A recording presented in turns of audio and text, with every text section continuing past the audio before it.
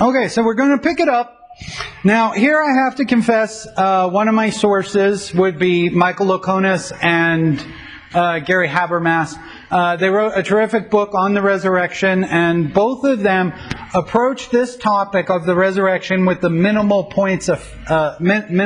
facts approach. That is, what are the absolute minimal facts that the majority of scholars agree with? Now, my purpose here this morning was not to simply read their book to you. You can go buy their book and you can read their book for yourself.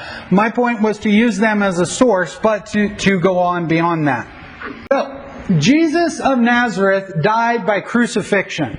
That is almost a universally accepted fact when it comes to historians, when it comes to New Testament scholars, both liberals and conservatives. This day and age, nobody basically doubts the existence of Jesus of Nazareth and that he was crucified by the Romans. That's not to say that you today couldn't go online and find somebody who says Jesus of Nazareth never existed. You definitely can find people, especially on the internet, who say things like that. My point here is when it comes to scholarship, when it comes to both Bible-believing scholars and not Bible-believing scholars, basically nobody today doubts that Jesus of Nazareth existed and that he was crucified by the Romans. This crucifixion happened outside of Jerusalem. It happened around the Jewish Passover. It happened during the governorship of Pontius Pilate. It happened during the reign of Herod the Tetrarch. It happened during the priesthood of Annas and Caiaphas. And several of our New Testament books report the crucifixion of Jesus. Roman crucifixion is incredibly well established. There's basically, once again, nobody of scholarship that's ever going to jump up and say Romans didn't crucify people. Romans crucified people and nobody doubts it. Okay? Romans were very, very good at crucifying people, and they're not the inventors of crucifixion. Crucifixion actually predates the writing the first century by a couple hundred years. Various groups, the Phoenicians, the Assyrians, did forms of crucifixion, but the Romans did so in such a way that was brutal, rather vulgar and disgusting, very public, and crucifixion was something that was held for the lower ranks, slaves and conquered people and so forth. There are actual laws saying that Roman citizens, they basically had to be convicted of treason, trying to assassinate the Caesar in order for a Roman citizen to get crucified. In fact, we'll get into this eventually, but when it comes to the traditions of how the Apostle Peter and the Apostle Paul died, what is the tradition of how the Apostle Peter died? Crucified upside down. When it comes to the tradition of how Paul died, beheaded. Why wouldn't Paul be crucified? Because Paul was a Roman citizen. Actually, we have writers, Roman authors and Greco-Roman authors, who say the word crucifixion shouldn't even be used in public society or in society because it was so vulgar, it was so bad, things like that. Now, we have witnesses, we have testimony of Jesus' crucifixion outside of the Bible. Tacitus, the Roman historian Tacitus, in his book Annals, chapter 15, starting in 44, he's talking about how Nero blamed the Christians for the fire in Rome and tortured them in various ways. The idea here is that Nero was the one who set the fires in Rome, and to get the blame off of him, he passed it on to the Christians, and he came up with elaborate and horrible ways to torture the Christians.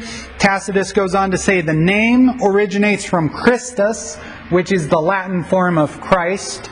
By the way, the Romans couldn't agree on how to spell Christus in Latin. Sometimes you get Christos, sometimes you get Christus. It doesn't matter. They also didn't have a dictionary where they had, firmly established the spelling of many things, right?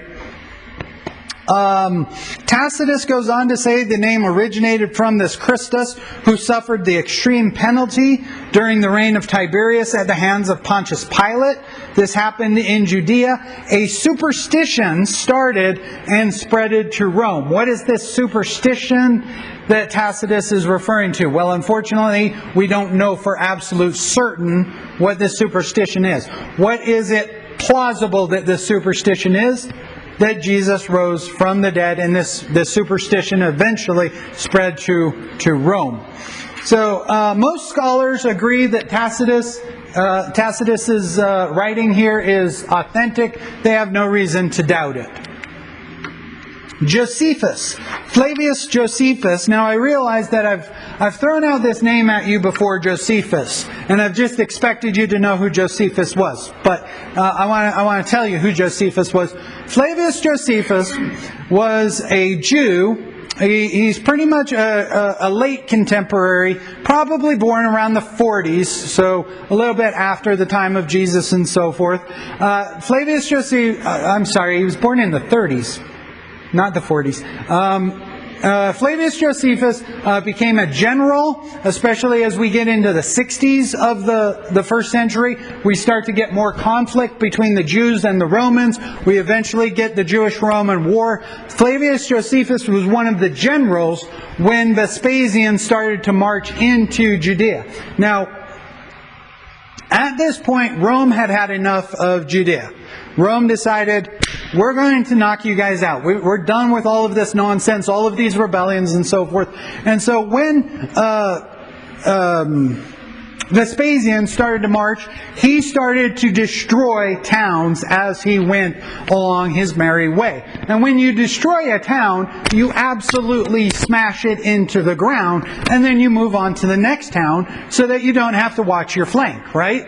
So Flavius Josephus was a general in one of these towns, and he held out so long. His guerrilla tactics were so good that he drew the attention of Vespasian, so that when he was captured, Vespasian actually spared his life and took him hostage, So then you get Jews who think that Josephus has betrayed them. He's switched sides, he's switched loyalties. I don't think as you read Josephus, I don't think you see a guy who's given up Judaism. I think you see a guy who loved Jerusalem. I think you see a guy who loved the temple. And as the Roman armies, now Vespasian, he had to go back to Rome. Vespasian, you have the year of the 3 Caesars, and it looks like the Roman Empire is about to fall. And the Roman army wants Vespasian to be the Caesar. So he gets to be Caesar, he has to go back, he leaves his son Titus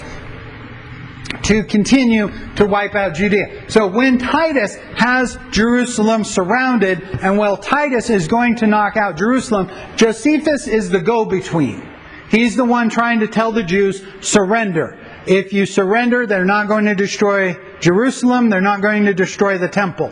The Jews, of course, are saying there's not going to be a surrender and you're a traitor, So anyways, Josephus survives, of course, he survives the Jewish-Roman wars. He eventually moves to Rome, he lives a lavish life, and he eventually writes his books. Josephus writes in Antiquities, chapter 20, brought before them the brother of Jesus, who is called the Christ, whose name was James. Here, Josephus is talking about the son of high priest Annas. Sometime after Pilate, and I forget the name of the next governor or so forth, he's out. The new governor is coming to town, and before the new governor gets to town, the high priest's son Annas gets James and some of the other Christian leaders and executes them. He gets in trouble for doing this, by the way, when the next Roman governor gets there, right?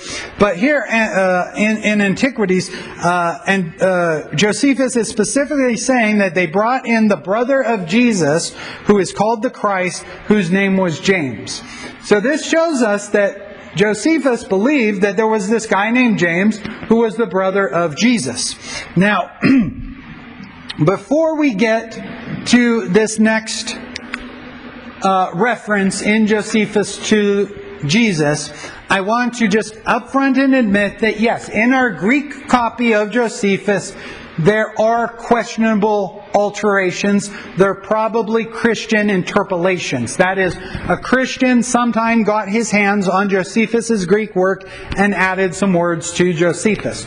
We have Josephus in other languages, including an Arabic copy that does not have the question portions of the Josephus text. Now, why I bring this up is because in the Greek copy of Josephus, I meant to write down the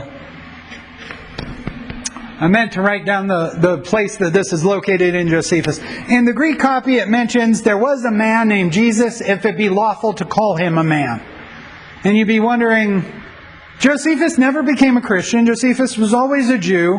If he's going to refer to Jesus, why would he say, if it be lawful to call him a man? There was a man named Jesus. He was the Christ. Josephus never became a Christian. Why would he ever call him the Christ? Pilate condemned him to crucifixion, and followers reported seeing him alive 3 days later. So those question points, if it be lawful to call him a man, and he was the Christ, those are probably a Christian added it later. And again, in Arabic copies of Josephus, we don't have those question points, but we still have the main point, that there was this guy named Jesus, that Pilate condemned him to crucifixion, and that 3 days after the crucifixion, his followers said that they saw him alive again. Now, isn't that an interesting thing to find in a secular or to find in a non-Christian source regarding this guy named Jesus? Now, this too is one of those questioned values.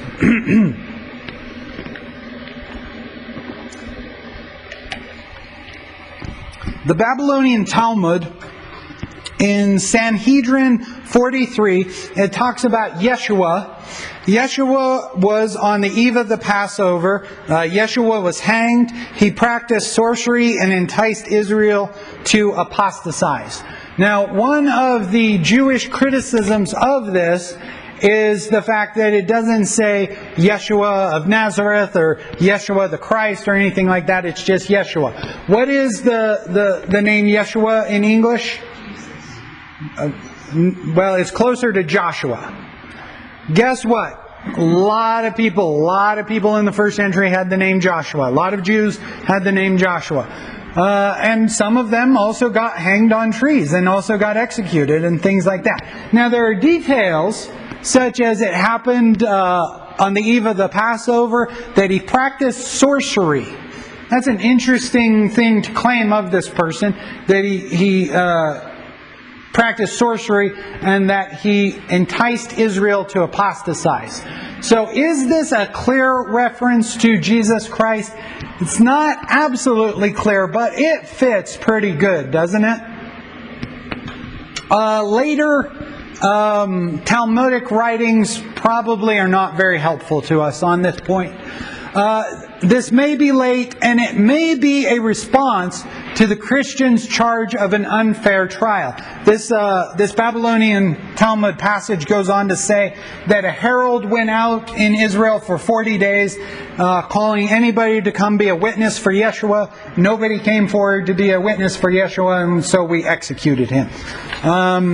If you take that portion and you look at the gospel text, that doesn't seem to fit well with the gospel text, does it? So some people have wondered, is this an apologetic text written by the Jews later to say, no, Jesus got a fair trial. Stop going around saying Jesus didn't get a fair trial. Lucian of Samosate, 2nd century Greek writer, he's a satirist. That is, he's trying to be a comedian, and he's trying to satirize things that he doesn't agree with. He talks about these Christians who worship a man. This man that they worship, he's the one that introduced their rites, and he was crucified. So that's interesting that a satirist in the 2nd century is mentioning this guy who was crucified that these people worship. If you're a satirist, are you going to satirize small, obscure, unknown references, or are you going to talk about what everybody's talking about this day? If you're going to be a comedian, and you're going to be a good comedian today, and whether you're going to be a conservative or a liberal, wouldn't it do you a good service to watch the news to know that what the politician that you want to satirize, what he just said, right? Now, if you want to satirize, some obscure person, how popular are you going to be then? So this tells us that this satirist in the 2nd century obviously thought there were enough people who would know what he's talking about when he talks about the Christian. I imagine Jerry Seinfeld, by the way, up there telling jokes. So, have you heard about these Christians, right? What is up with these Christians? They worship a guy who was crucified. He's the one that, that's what I imagine him being a satirist. Maybe I'm way off on this one, Now these ones, I simply want to cite them as Christian, quasi-Christian sources outside of our New Testament. I clicked too far. There we go. The Gospel of Truth. The Gospel of Truth is a 2nd century gospel. It mentions Jesus was hanged on a tree or nailed to a tree. There are several documents that are not in our New Testament.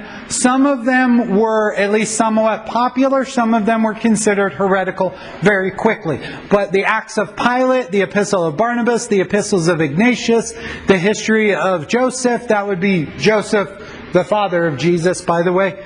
The descent of Christ, the narrative of Joseph, the avenging of the Savior. This is actually a fascinating text.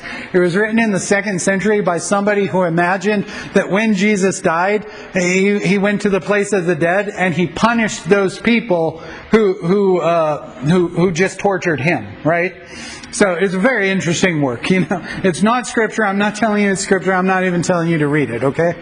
The Acts of Peter and Paul, the Acts of Philip, the Acts of Andrew. We have all sorts of 2nd, 3rd, 4th century documents. They're not Scripture. I'm not citing them this morning as Scripture. I'm citing them as texts that mention the crucifixion, mention Jesus, mention these things within 100, 200, 300 years of Christ. Bart Ehrman, the New Testament critic, Bart Ehrman, in his book, How Jesus Became God, on the introductory page, Jesus was a lower-class Jewish preacher condemned for illegal activities and was crucified for crimes against the state. So here we have a New Testament critic saying that Jesus existed, Jesus was condemned, and Jesus was crucified. The Jesus Seminar, which was a thing in the early 2000s where liberal scholars got together, and if you remember, they took the Gospels and they decided to vote by bead. So everybody had these beads in front of them, both scholars and laymen, and you got to vote as we went through the Gospels. Do you think that this is something? Do you think that this is what Jesus said? Was one color bead. Do you think that this is similar to something that Jesus said? Do you think that this is not similar to something Jesus said? Do you think that this is not something that Jesus said? So this was a thing that happened in the early 21st century. In their book, The Acts of Jesus, Jesus of Nazareth was crucified by the Romans. So the reason I bring this up is because even the critical scholars, the mass majority of them agree, there was a fellow, his name was Jesus, he got crucified by the Romans. There is basically no doubt Jesus existed and he was crucified by the Romans. The early followers of Jesus of Nazareth believed he rose from the dead. The resurrection of Jesus is the central theme of the early sermons recorded in the book of Acts, chapter 2, chapter 3, chapter 4, etc., etc. When we see the apostles there in the book of Acts preaching, what are they talking about? They're talking about Jesus was a guy who really liked love, and he told us to love our neighbor as he loved our... No, that's not what they're saying, is it? They're saying Jesus was the Christ, you killed him, God raised him from the dead. That is the bullet points of all of those early sermons in the book of Acts, isn't it? Where does the idea of resurrection come from in Judaism? Now, when we look at our pre-exilic texts, so all of the texts that predate the exile, 597, 596, Israel's views of death. So we take all of our early Old Testament books, and we just kind of do a survey of what is the Jewish view of death. We see that there's this place called Shiloh. It's the place of the dead. It's kind of a sleepy-ish place, you could describe it, as they're not active, they're not doing much in this place.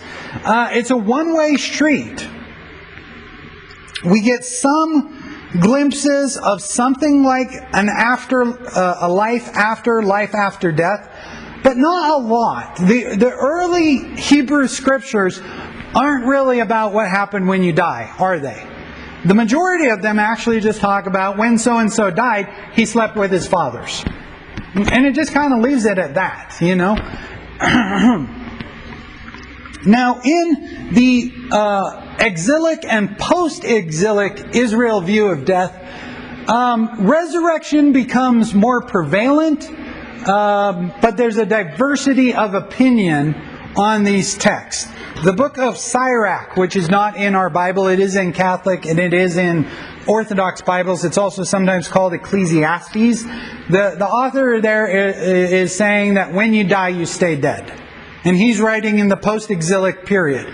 So it's not that once everybody got back from exile, Jews suddenly all agreed that there's something next. You know, you had some who believed there's something that comes next, and you have some that said, no, there's nothing that comes next. Now, we have three very interesting, mysterious, let's just call them end of lives in the Old Testament. We have Enoch, we have Moses, and we have Elijah. Enoch, of course, is in the book of Genesis. We have this quick little thing that says Enoch walked with God, and he was not, because God took him. And the author of Genesis just moves on. And we all go, wait, what do you mean? What are you talking about? What's going on here? And actually, in post-exilic literature, we actually get Jews sitting down and writing fantastic stories of what happened when Enoch was taken, where he went and what he became, and so forth. He actually, in those views, I'm not standing up here telling you any of those books are true. I'm simply saying in one of those books he becomes an angel. Moses, we know that Moses dies on Mount Nebo, right? And nobody is there, and nobody knows what happens to him.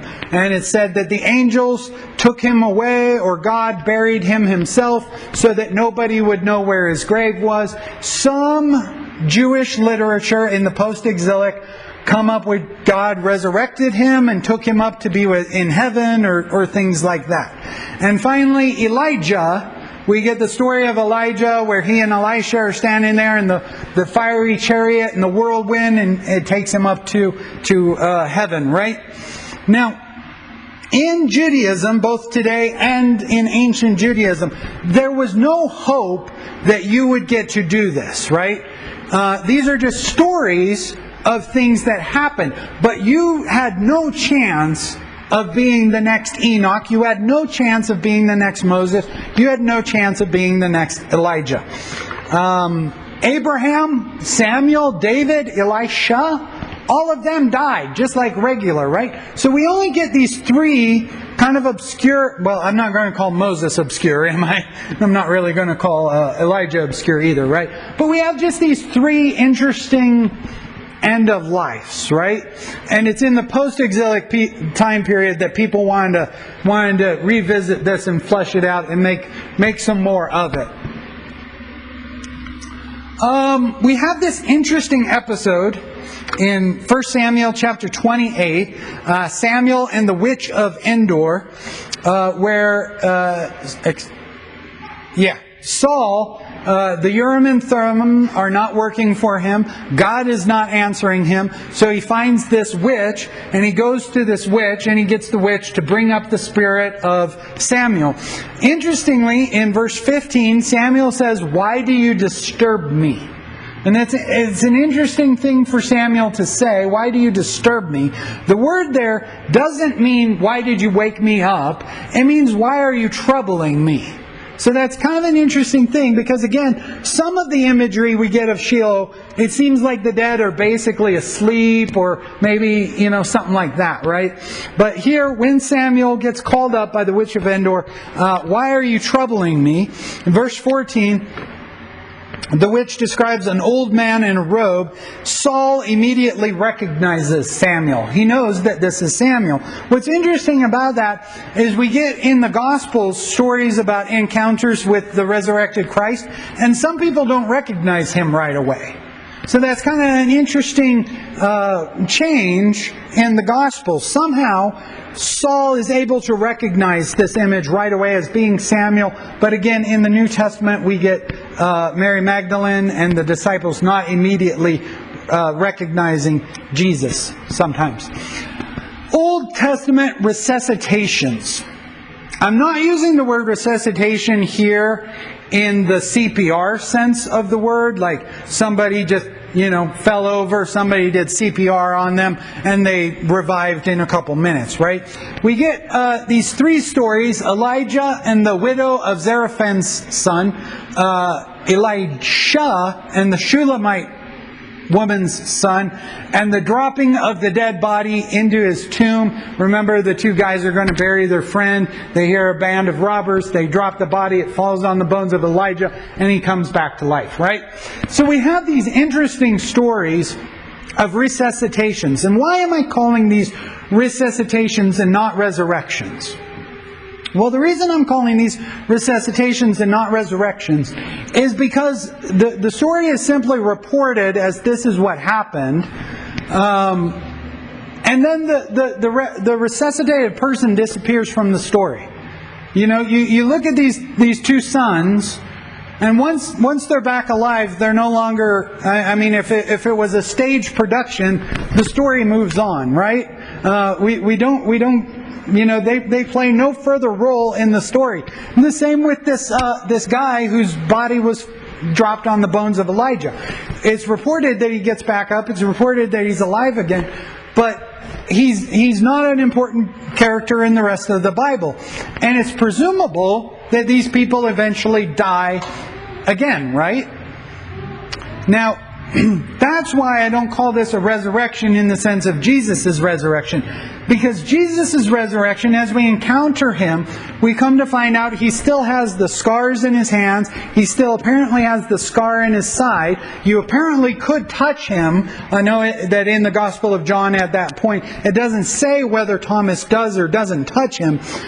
But he doesn't appear to be in the same state. He appears to be in the same body, but not in the same state, because somehow he can levitate, or he can walk through locked doors or something like that, and he's not going to die again. And so where we have these resuscitations in the Old Testament, they're similar, but they're not identical to the resurrection that we see of Jesus, right?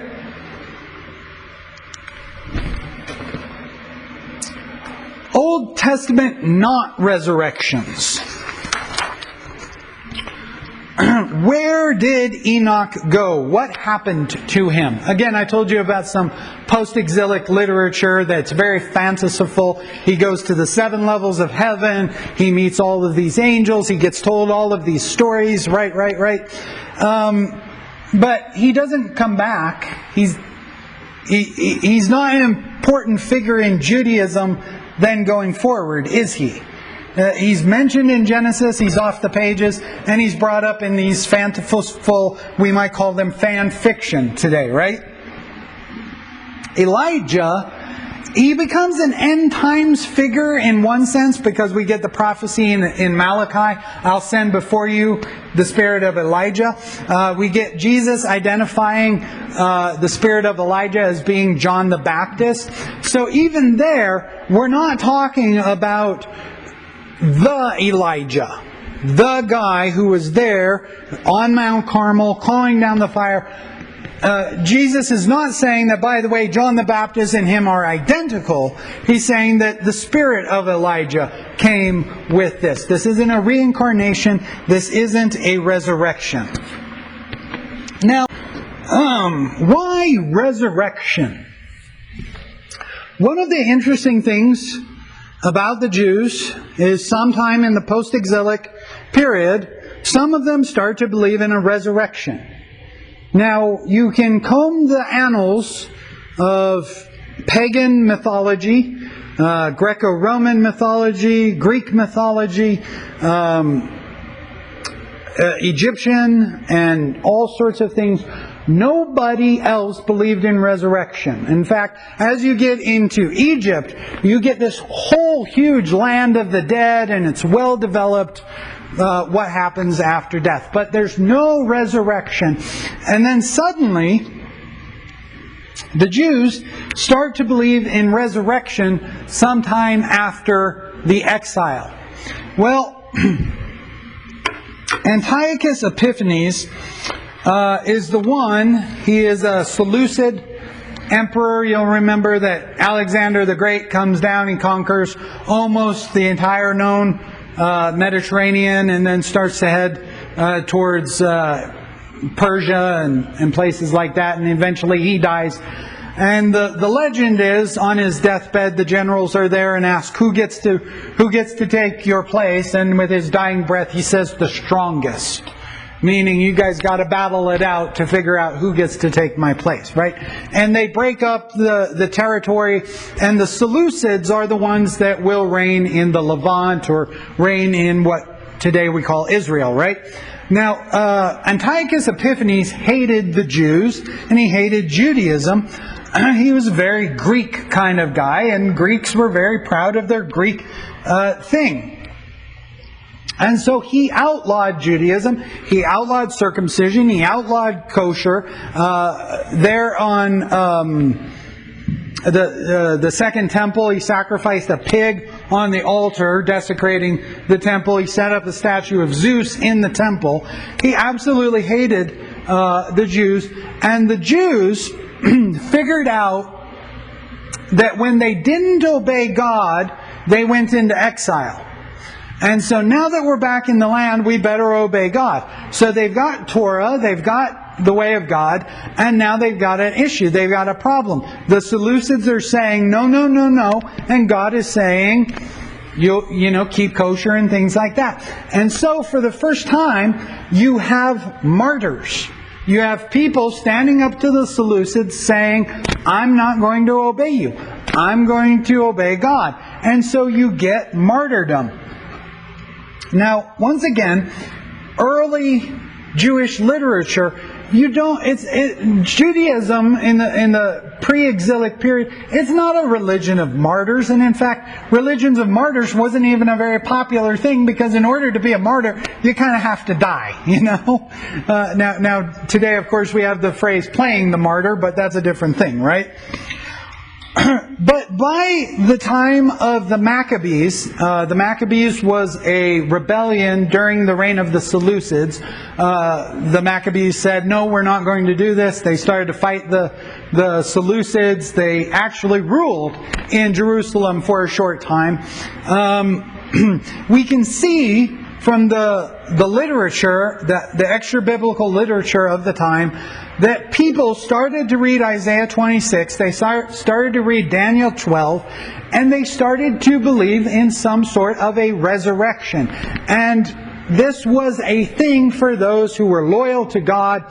But what did resurrection look like? Was it a corporeal thing? In other words, was it a physical body thing? It seems that it started as only for the pious Jew. Only the one who remained faithful would be resurrected at the end. And at some point then, it changes to some will be raised to blessing and others will be raised to punishment. And so you start to get more of a general resurrection. Everybody's going to be raised at this thing. Now, is this the immortality of the soul? Once again, in pre-exilic literature, we get the idea that somebody goes to the land of the dead and they sleep with their fathers. They don't not exist, but they don't exist in the same way, right? Now, is this an immortality of the soul? Whatever it would be, Daniel chapter 12 is not explicit. Is this a reunification of the body and the soul being put back together somehow? Whatever it is, you start to get this diversity within Judaism. And by the time we get to the first century, we have at least 4 groups. We have the Sadducees, we have the Pharisees, we have the Essenes, and we have the Zealots. Now the Sadducees say there is no resurrection. The Pharisees say there is a resurrection. The Essenes, the people who lived out by the Dead Sea, and we believe they're the ones who did the Dead Sea Scrolls. We believe as either Vespasian or Titus were marching to destroy everything, they put those scrolls in the caves, you know. There's good reason in some of their scrolls to believe that they believed in some form of a resurrection. What exactly it looked like is not perfectly clear. Who's resurrected is not always perfectly clear. Now the Zealots, you can see why the Zealots, although we don't have their literature very good, you can see why they would want to believe in resurrection, because they're fighting for the cause. They're going to free Jerusalem they're going to free Israel from the pagan. And so if we die in battle, of course we're going to be resurrected and we're going to get rewards, right? Regardless of which group we're talking about, resurrection was an event that would happen at the end of time. Resurrection was something that would happen with judgment. And when you think about those examples that I brought up earlier, the non-deaths,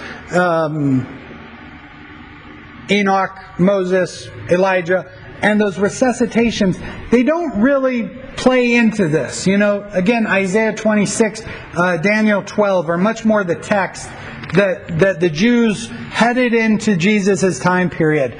The 2nd century, the 1st century BC, building up to Jesus' time. The point is, though, that Jesus' resurrection... Oh, I should have advanced the slide there, my bad. I'm going backwards. There it is. Jesus' resurrection makes absolutely no sense in the Second Temple Jewish mind. And what I mean by that is Second Temple Jews were looking forward to the Messiah. The Messiah was going to come, and the Messiah was going to free Israel. He was going to reestablish the kingdom of David. He was going to bring in the Messianic kingdom. And there was no such thing in Second Temple Judaism of a dead and rising Messiah. Messiah doesn't die. Messiah defeats the pagans. And yet, for some reason, suddenly, the disciples, if they believed in resurrection, and we can't know, we can talk about the Sadducees, we can talk about the Pharisees, we can talk about the Essenes, but can we talk about the individual peasant, Jewish fisherman, Jewish tax collector? Can we talk about what they believe specifically? I don't know. You know, did they go to the synagogue on Straight Street where the Pharisees preached, or did they go to the synagogue on Bench Street where the Sadducees preached? Did they like the Pharisaic preaching better than the Sadducees, or did they like the Sadduceic preaching better than the Pharisaic preaching? Now, obviously, I'm being a little bit silly, and I'm taking modern how Christians choose churches. I like that church. I don't like that church. I like that church. I don't like that. But my question, I believe, is valid. According to Josephus, the Pharisees had more influence. but Josephus was a Pharisee. So is it a little bit helpful for him to say that the Pharisees had more? We don't know. At the individual level, we just don't know. But the point remains that it was a Jewish end-time event, not something that happens in the middle of history. And a dead Messiah is a failed Messiah. We have got to understand that.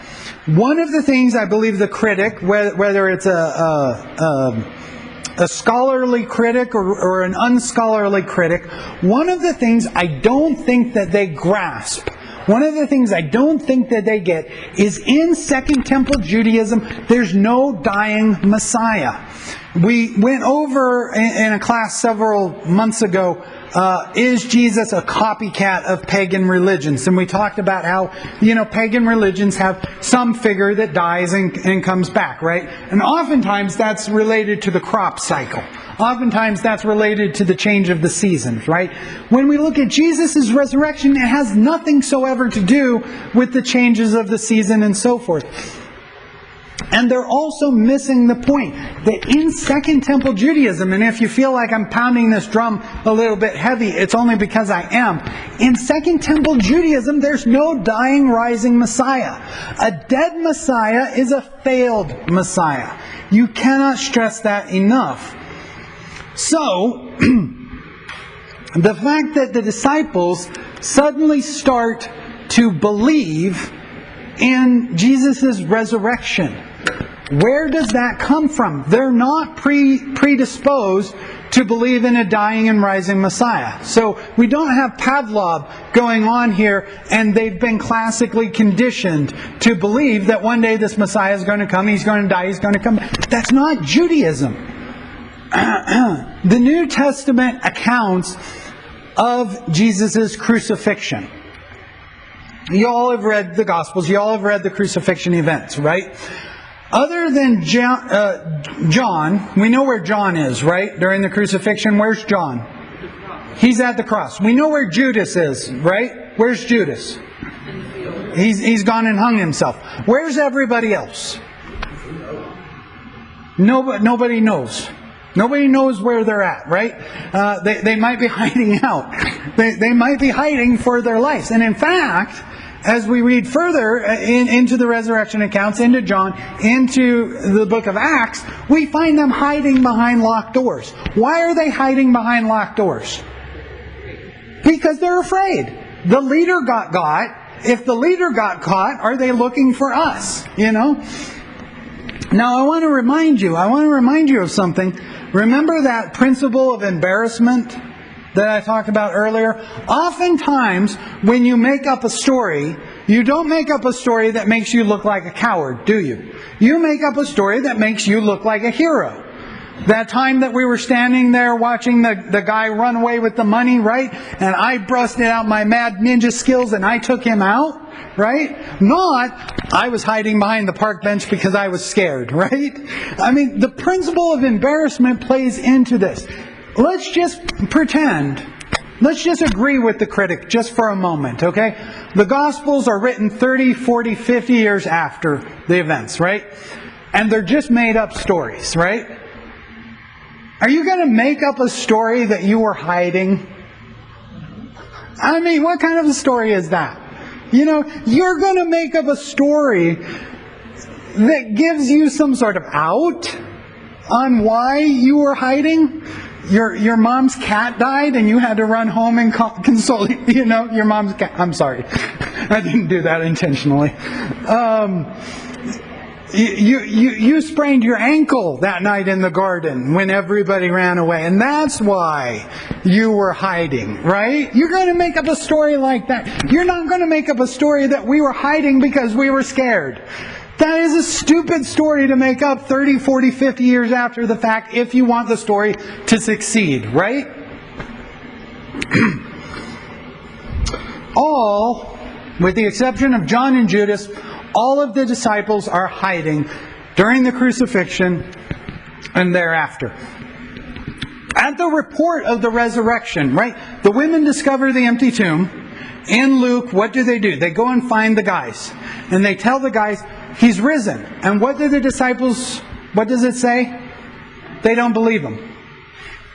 We're 30, we're 40, we're 50 years after the event, we're making up stories. Okay?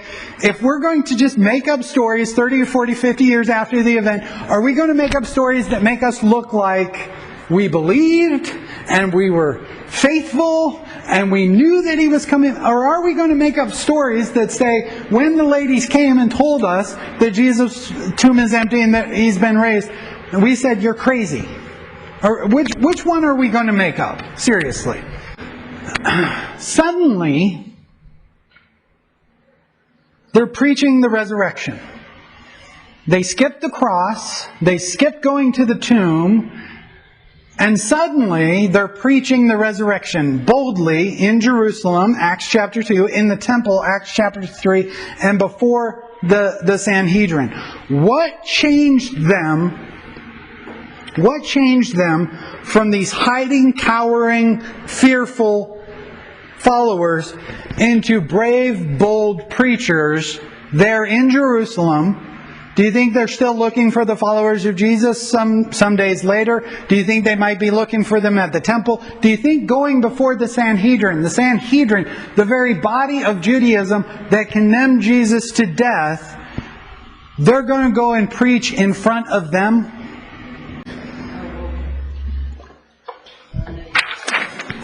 This comes from N.T. Wright's book, The Challenge of Jesus. Now, actually, up here on the slide, I'm actually going to read a bit more of this because N.T. Wright makes a terrific point here that absolutely has to be said. It has to be said both to the scholar critic, it has to be said to the non-scholar critic.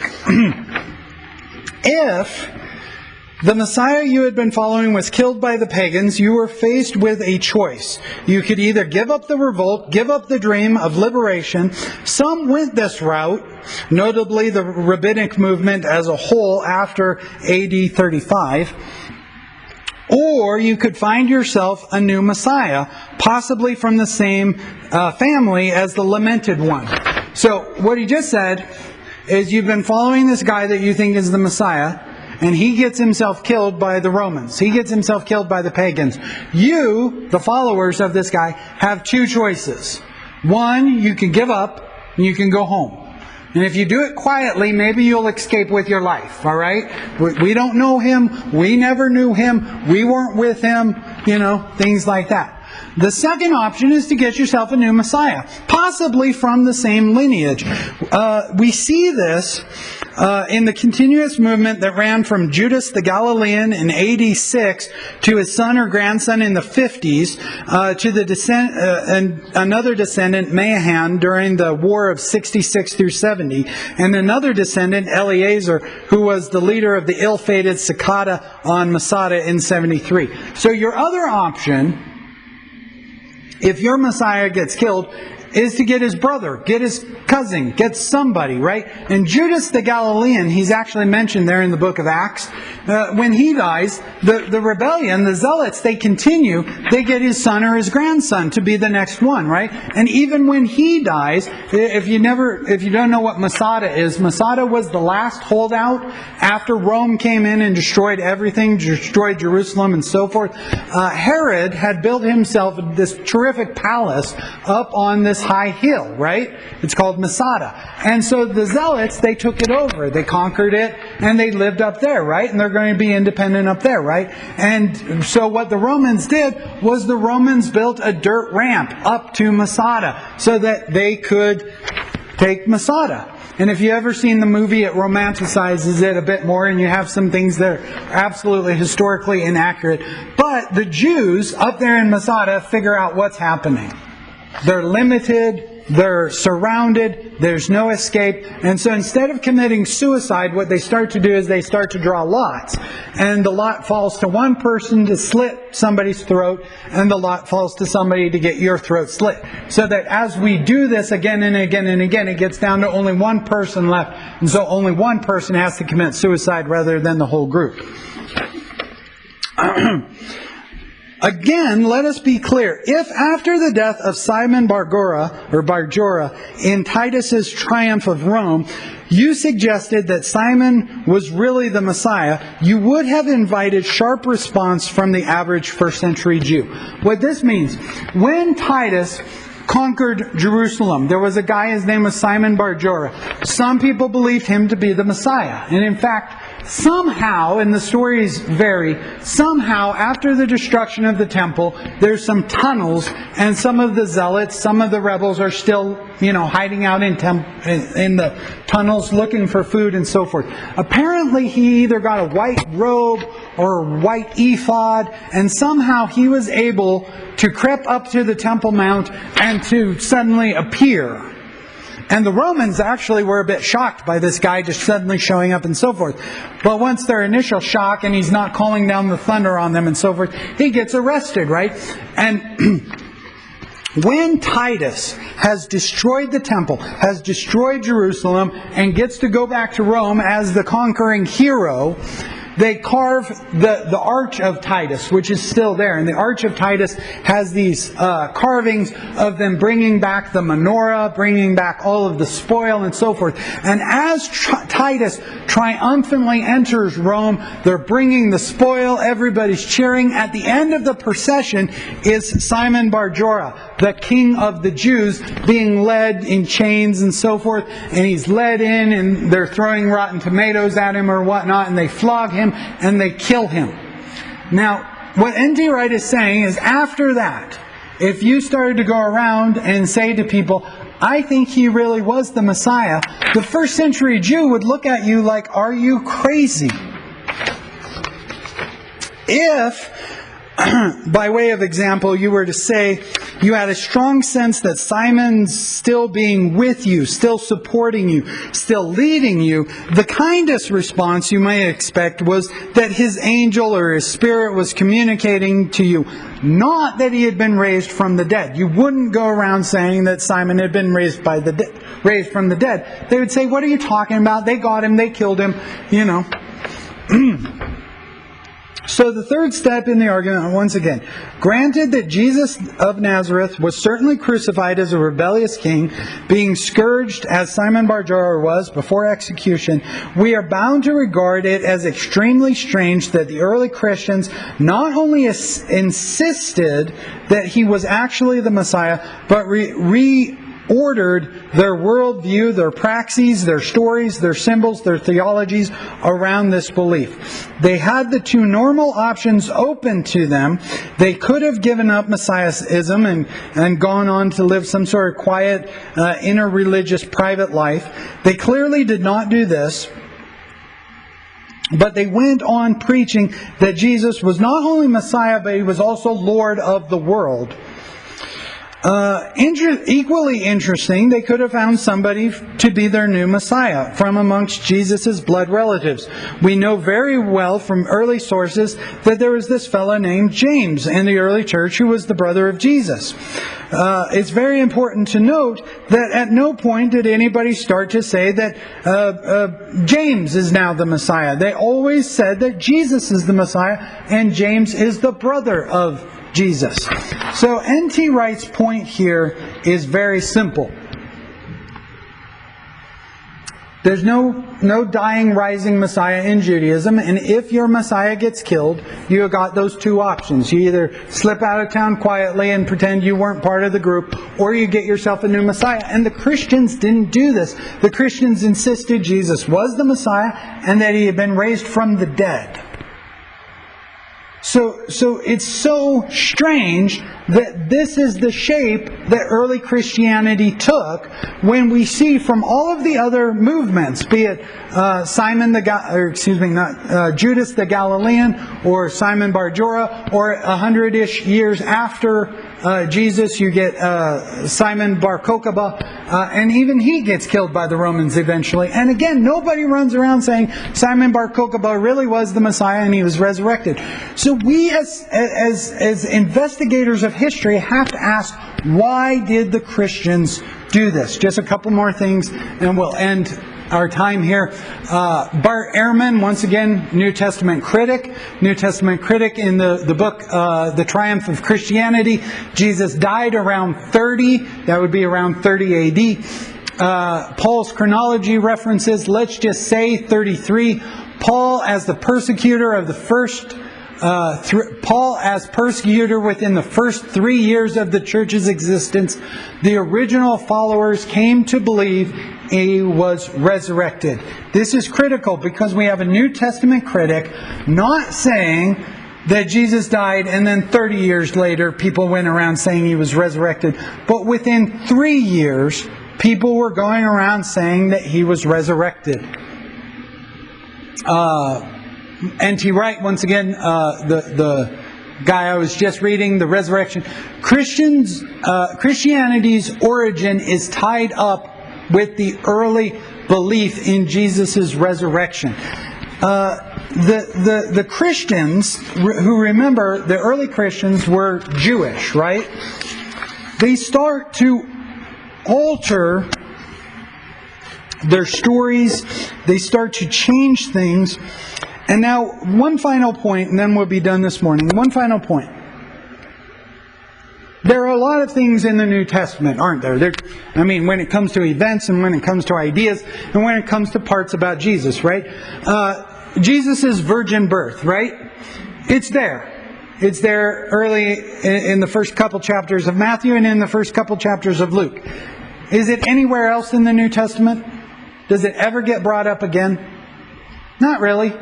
You could say that Paul perhaps makes reference to it in Galatians when he says, born of a woman. But then again, who wasn't born of a woman? So, the point here is, despite the fact that the virgin birth is there, it's not what Christianity got going with. It's not what they went around preaching, saying, you need to know about Jesus, he was born of a virgin. The early Christians went around saying, you need to know about Jesus because he died and rose again. The resurrection is the heart of the Christian message. It's there at the beginning.